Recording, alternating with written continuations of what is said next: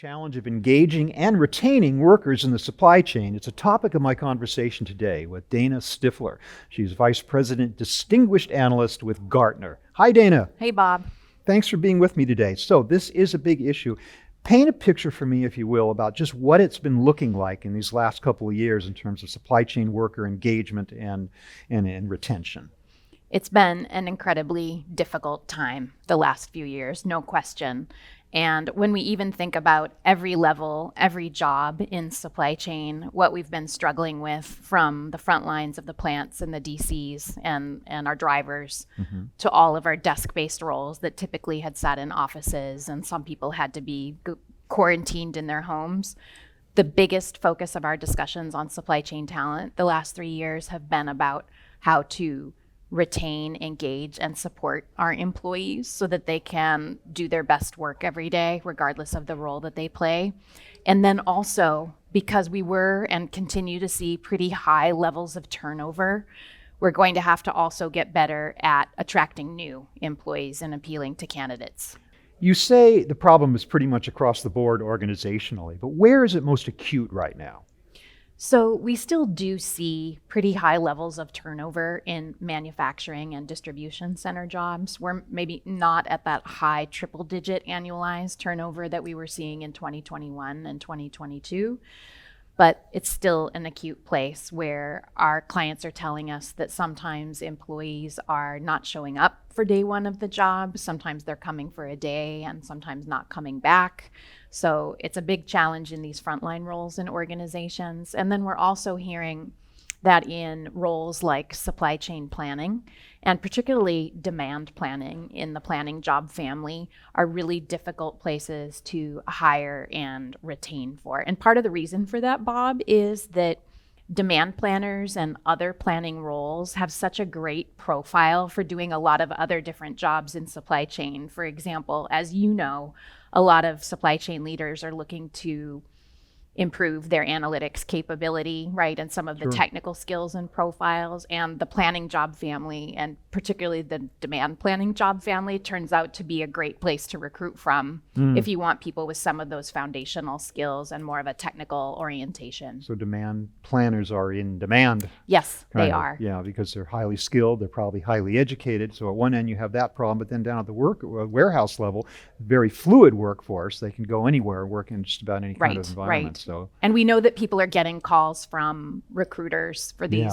for these desk-based roles, even people who are pretty happy with where they are. So we talk about having high levels of engagement with your workforce. The challenge is that even if your employees right now are relatively happy with you and their day-to-day work, they're still getting those calls from recruiters. So it's worth remembering that as managers and leaders, that even, when we think about our employees and what they might be looking for and experiencing, that we always have to keep in mind their experience day to day, and what is our employee value proposition, what is our supply chain career brand for people who work in our supply chain organizations. To what extent is this generational in nature, this problem?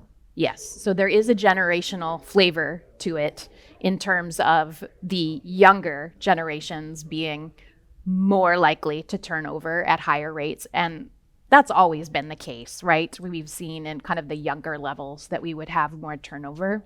But one of the things that we think we're going to have to get used to is that will be more of a permanent state of affairs unless we provide equity from day one, or pensions, right? And some of these older schemes for rewards we don't really have in modern companies anymore.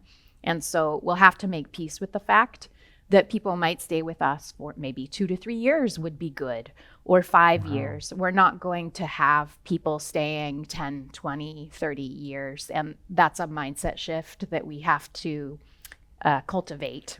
Yeah. Well, for a while there was talk of there being problems at both ends of the generational scale, that older workers were retiring early or just retiring, period. That's right. Baby boomers are on their way out the door. So you do have a problem at that end too, right? Absolutely. Yeah. So especially because in supply chain organizations, boomers are a really big portion of that workforce, and especially in some sectors, we over-index more to boomers and Gen X. Right. And out they go. And could we be creative if we were able to retain them for a little bit longer through creative work models like working part-time, right?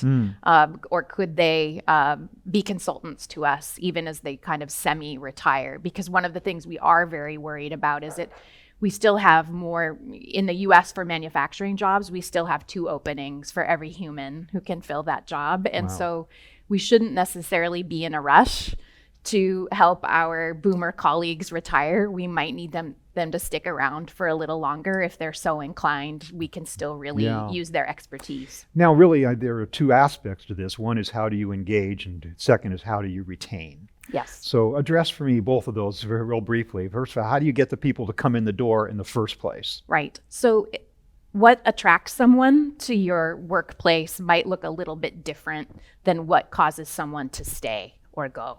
So compensation is extremely important to attracting new employees.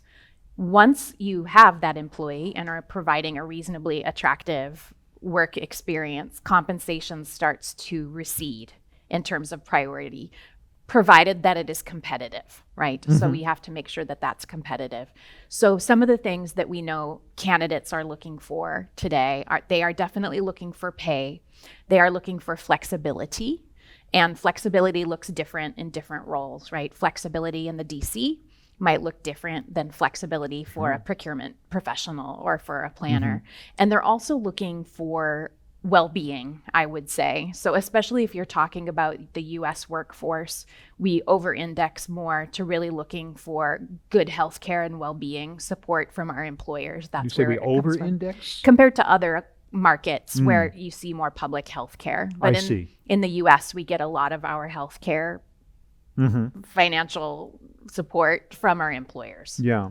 Well, if you provide, then let's move on to the retain part. Sure. Beyond the compensation, if you do provide an environment in which people enjoy working, then maybe stasis will start to set in regardless of where you are on the generational scale, and you won't want to go anywhere. Right. So for the retention piece, you still see that classic thing where people leave people in terms of their manager. The quality of manager and that relationship is still very important. Flexibility is very important too. So people have gotten used to a certain amount of flexibility the last 3 years. They've proven that they can be productive and meet their goals and objectives. Sometimes we've almost seen in the desk-based workforce moving toward more burnout, right? People really struggle in hybrid and remote work to stop working sometimes. And so we see that that's a problem. Don't really know what you're talking about, but go on.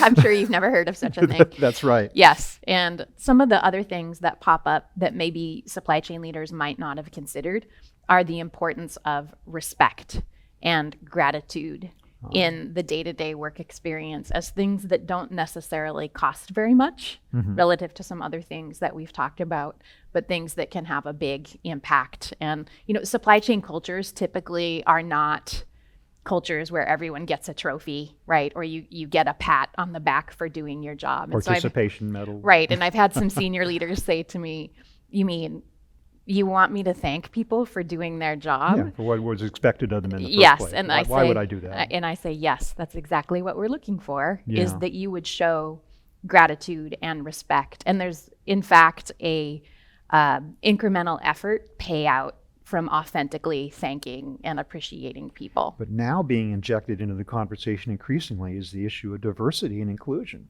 Yes. People want to know that they have a path to advancement regardless if they're not necessarily a middle-aged white male, right? That's true. So companies have to embrace that as well. Yes, and I think if we can look at some of the best practices in the diversity, equity, and inclusion area. And we've learned so much more about those in supply chain and what really works and what doesn't, that if we can do that, that DE&I lever is one of the really important things that will help us better retain, engage, and attract new employees. You think, for example, about in economies across the world, how much more ethnically and racially diverse they are. Like if we talk about North America or we talk about Europe, and we talk about how our kids and grandkids, the kind of communities they're growing up in, the kinds of schools that they're attending, they're really expecting to work in an environment and maybe even work for a boss that that reflects that experience that they've had.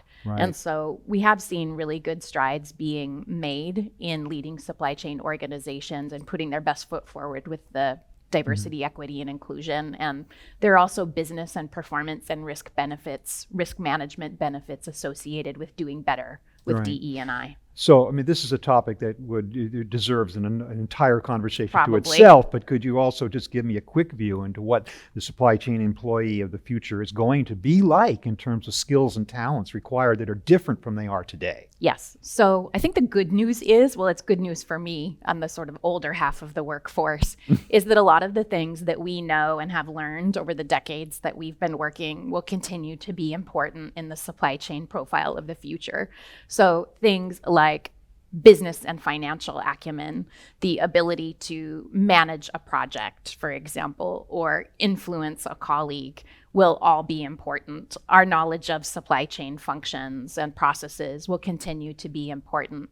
But added to that mix, because we are adding more technology and automation to how we operate, we will have to be more savvy in terms of advanced analytics and artificial intelligence, of course, and also technology and tools. So I caution our clients and in discussions in the supply chain community not to overbake the digital transformation that's required in terms of people.